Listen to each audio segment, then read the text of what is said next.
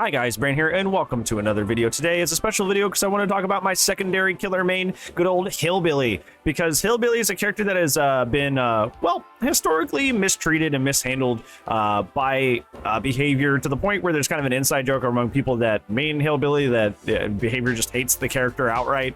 And I can see why they say that, because a lot of the changes they've made to the character seem incredibly puzzling and don't really seem to fit or make sense. And it seems like somebody has a vendetta against this character somewhere that has a lot of power because a lot of the changes that happen to this character really don't make a lot of sense and really serve to detriment not only the character but the people that play them. And the reason why that's super confusing is because Hillbilly is one of those characters where most of the stuff he is able to do is based off of a very, very high skill ceiling. Many would argue that Hillbilly has the high skill ceiling out of any character in the game of Dead by Daylight. He is the hardest killer to learn and master. I think there's some contenders up there that compete with him, like Oni, but he is definitely up in the conversation of at least the top 3 hardest to learn and get good with characters in the game. So with that, you would assume that they would make sure that this character plays well and is able to get good results, because if he's super hard to learn, the returns on investment should be high, but that hasn't really been the case, and Billy often sits at the bottom of B tier and then somewhere in the C tier for a lot of popular content creators' tier list when it comes to character strength. And it makes sense. Like, he has rudimentary things like map movement and that sort of thing, but his chainsaw, his power has been bungled over and over, and his add-ons especially have been fumbled over and over again after that. And it just makes you start to wonder, like, do they even know how to like properly handle this character? So I want to talk about things that I would do. Like, if I was in a perfect world, if I was in a utopia, the changes I would make to Hillbilly to make him more well-rounded and make him a balanced killer that more represents the amount of skill that goes into learning and maintaining a character as hard as Hillbilly. So let's go ahead and get started. I think the main thing that I want to tackle first is that the chainsaw is the main thing about Hillbilly that makes him special. Again, that is the part that is the most skill intensive, that takes the most time to learn, to get good at. And that can be extremely discouraging for a brand new player when they're trying to learn Hillbilly, because you end up bumping into things, you end up like crashing into stuff that has super wide collision, because we've talked up and down until we're blue in the face on this channel about how the collision in DBD is very, very scuffed. Usually objects will have like 1 to 2 feet of collision outside of their visual space, their visual, like where they, like if there's a box, the box, you can hit the box from like a foot away. There's like trees on Macmillan that little twigs sticking out of the top have collision all the way down to the ground. There's a lot of weird stuff like that, and it can make learning the character very, very frustrating and very, very punishing. And I think one of the big parts of that is his bump is so incredibly slow. When you bump into an object, you feel like you were there for years. When you bump into an object while playing Hillbilly, you have to sit there and just think about your life choices for 3 whole seconds. 3 whole seconds. You have to sit there and wait to play the game for 3 whole seconds because you have to bump into something. Yes, there are add-ons that do restrain this, but as we'll talk about in the add-on section, some add-ons really kind of like should be base kit, or at least partially base kit. So you're gonna be running other stuff like engravings, or if you want to drift, you're running boots. Like, there are other add-ons you should or want or should prefer to be running as this character, so you're likely not gonna be running a ton of bump add-ons. So obviously what I'm aiming at here is that if you want people to learn Hillbilly and not feel like it's a super punishing and painful process, you want to make that base kit bump shorter. You want to make it like a second, 1.5 seconds, essentially make some of those bump add-ons base kit. That way people don't feel as uninclined to learn this character, because bumping will not be as punishing as it was before. This also encourages people to continue to use their chainsaw in chase, because that is regarded as like the holy grail of what is ultimately the most fun character to face by many people's accounts in Dead by Daylight, is a Billy that is only using his chainsaw. If your bump is only like a second or a second and a half, if that means that you're going to be able to hit that, go right back into chase, trying to M2 people, trying to use your chainsaw only, and that encourages that more fun and healthy gameplay for the game that everybody seems to universally enjoy. So it's a win-win for both sides to lower this bump cooldown. Okay, we're going to talk about the add-ons in general here, but we're going to talk about 2 in specific first, and then kind of talk about all of his add-ons in general as a sort of a macro thing in a second. First, I want to talk about engravings, his Doom and Death engravings. If you don't know what the engravings do, it's that it makes your chainsaw speed, your sprint, faster, but your chainsaw charge speed slower. So essentially the drawback is that your chainsaw goes slower, so you're not able to get as quick of a chainsaw, but your speed is increased to the point where you open up so many more plays possible that weren't available before. If you guys have played Billy or watched people play Billy and they don't use 1 or 2 engravings, there are quite literally plays that are no longer available to you. The difference between double engravings and no engravings is so vast that it's almost like you're playing a completely different character, and it's almost like when you use double engravings, you're kind of using the character almost at his like max potential. Usually when people are trying to actually like win, like, and they're playing like comp DBD or facing like really good Swifts, they'll bring either double engravings or they'll bring the Doom engravings, which is the green, and they will bring low pro change, which eats through pallets, allows Billy to drift through pallets and then hit people. So the question is like, why is this so popular? Is it really exaggerated, or does this really open up that many doors when it comes to extra plays that weren't possible before? I have a good analogy to describe this to you that I think makes a lot of sense. We're going to bring in the character Huntress and talk about what it would look like if Huntress had engravings. Huntress has hatchets that she can throw literally cross map. She can throw up and over things. She can wind up all the way and then throw them super fast. She has a lot of versatility in the way she can throw her hatchets. She can lob them like as soon as she pulls them up, or she can hold them and get max speed. She has a lot of ways that she can throw her hatchets. Now, let's think about this in terms of like what it would be like if they had the same add-on and power kit philosophy with Huntress as they did with Hillbilly. If it was like, if Huntress was built like Hillbilly, Huntress's hatchets would only go about half the range that they could. There would be no cross maps, and she could only get to about half her normal speed even while fully wound up. And if she wanted to have the access to cross maps, to max speed hatchets, she would have to use 2 add-ons that gave her max range and max speed. Wouldn't that be awful? Wouldn't that be terrible if you were playing Huntress and you weren't able to go for cross maps, you weren't able to go for far shots, you wouldn't be able to get max speed hatchets unless you were consistently using 2 add-ons all the time? That's what it's like playing Hillbilly, is that you can play Hillbilly normally and it's not the worst thing in the world, but like essentially if you're not using at least 1 engraving, you're kind of like locking yourself out of like half the plays that you have available to you, which is incredibly frustrating. And that brings me to another character example that actually legitimately had this happen, was Demo. Demo players used to rely on the add-on Rat Liver. Rat Liver used to make you incredibly fast while you had your face open, while you were charging your shred. It became so integral to playing the character because it opened up so many more plays for demos that demos basically ran Rat Liver every single game, because having yourself shut off to those extra plays was just such a measurable detriment that everybody ran Rat Liver.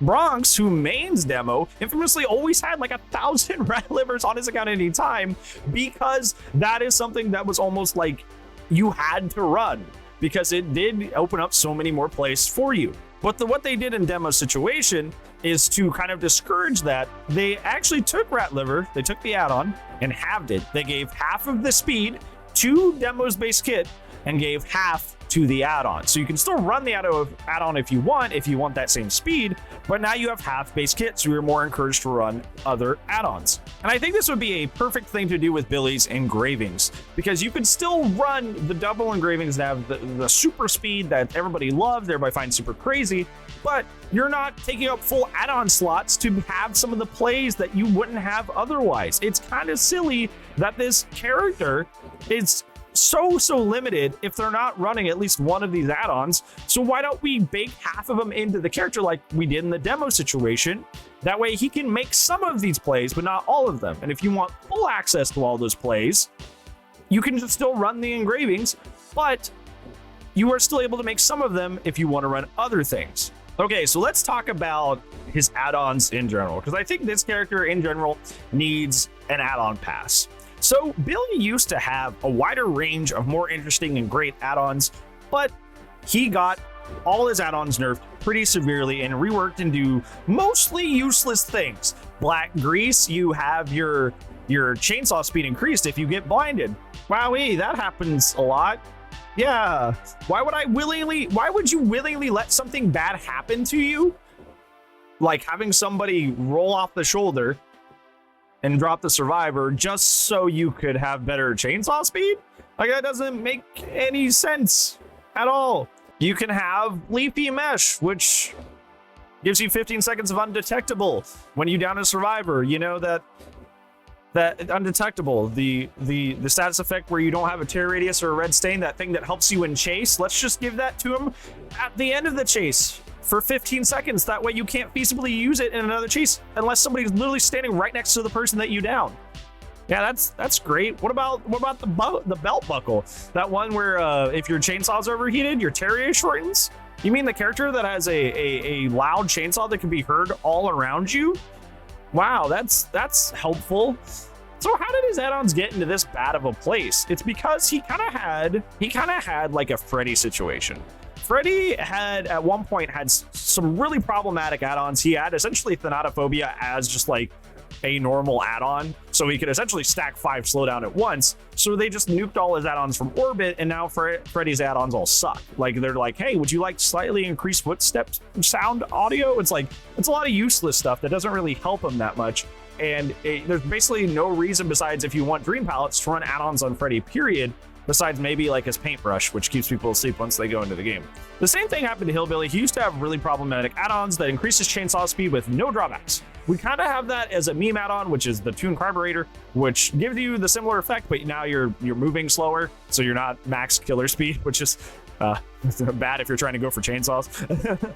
But they used to just kind of give that to him willy-nilly. He used to be able to just, you know, have that increased chainsaw speed, and they called it Instasaw Billy. And it was quite literally like it had no counterplay. Like if you didn't have anything to defend yourself with, and he came up on you, he was going to get that insta down, and there was no skill to it on his end, and there was no counterplay on your end. It was very, very bad, and it was not healthy for the game. However, instead of just taking out those add-ons and reworking them, they just blew up all of his add-ons. So now he's got like so many add-ons that are just useless. Like, you have like the boots, which are drift stuff, and then obviously we talked about engravings, and he has like Apex Muffler to do like, and the brick to do like stealthy stuff. But for the most part, besides those, like the rest of his add-ons are just ridiculously bad. They're not even usable. I think that's the problem. Like, it's okay to not have add-ons that aren't that great, but his add-ons are just like outright unusable. Most of his add-ons just kind of like outright you can't use because they are so either A, situational, or B, bad. And often they're both. They're both. So I would obviously give this character an add-on pass. Try to give some use to things like black grease or the belt buckle. Try to give those things actual helpful effects, even if they're not that great. Like, I would literally rather take like swing cooldown add-ons, for example, would be a great idea. Even if they weren't that powerful, over like, man, I hope somebody blinds me so I can have increased chainsaw speed. Like, that stuff's silly. Just add cool stuff like swing cooldown add-ons and that sort of thing. And I guarantee you that people will gravitate back to this character, because the add-ons, I feel, are a big factor in why people don't play this character. And of course, last but not least, you knew it was coming, and I saved it for last because it's the one we kind of all universally agree with, is that just get rid of overheat. Nobody asked for overheat. Him using his chainsaw too much was never, ever the problem. Him using his chainsaw too much was never an issue. It was never OP. It was never too strong. If anything, we want him to be using his chainsaw more. And now I see a lot of people go, well, I play Hillbilly sometimes, and I never overheat once. And I'll tell you this. I overheat typically like once a match because I am going for those chainsaws so often. And I'll tell you what, even those matches that I don't overheat, there are chainsaws that I don't go for because I noticed that my limit is getting close. My overheat limit is getting close. So even if I'm not actually overheating, me getting close does affect my gameplay measurably. And sometimes you have to force overheat. This is a fun little tip for you guys if you guys are trying to learn Hillbilly, is that once it gets to that to the corner, you know how it's a box and you have the bar that fills up the box for your overheat. Once it gets past, like, I would say like the 3/4 mark, and you're going towards that corner right before the bar fills up, at that point, it's smarter to just overheat, because the overheat cooldown is faster than waiting for that bar to drop. So you just kind of like just force the overheat, because waiting for the overheat bar to drop after it gets past that point is just way longer. way longer. But my point being is that, like, people understate how much overheat does actually affect the gameplay. So we want him to be using his chainsaw more because that's the quote unquote the funnest, you know, power in the game to face a survivor. So why did we limit this? I don't know. There's really no reason for it. The power was never the issue. The add-ons were the issue. So you attacked the power when the add-ons were the problem, which doesn't make any sense because you didn't tackle the actual issue at hand. You tackled something else that was theoretically completely unrelated, which absolutely makes no sense. So yeah, no reason for overheat. I'm not going to get a lot of argument about that, I imagine, which is why I saved it for the end, because that's people kind of unanimously agree about that one. So I didn't think that would be a point of conversation. I feel it's kind of an ergo, so I wanted to save it for last. But yeah, those were my ideas on how I would fix Hillbilly, since Hillbilly is kind of in this place of just, he's just okay, you know? And to make him, because a lot of people want to see more Hillbillies, a lot of people want more people to play Hillbilly, but his massive skill curve that you have to climb, curves, get it, good point. Good joke. But the massive skill curve you have to go to actually play this character is really daunting. So I feel like a lot of these changes would make him A, easier to play, and B, easier to deal with the skill curve. So it would make a lot more people gravitate towards the character. More dynamic add-ons would make him more fun to play in different kind of play styles. That would also encourage more people to play him. And removing the overheat would make you not feel like your power's being punished. So yeah. But those are my thoughts on how I would fix the Hillbilly. Do you guys agree? Are there some suggestions that are not in this video that you think would be better? Or do you think some of the suggestions I've made are going to make things really bad for him? Let me know down in the comments below. But on that, thank you so much for watching, friends. I appreciate you so much for spending time with me today. But I do upload daily, so hopefully I will see you tomorrow. But if I don't, I will see you when I see you. Goodbye.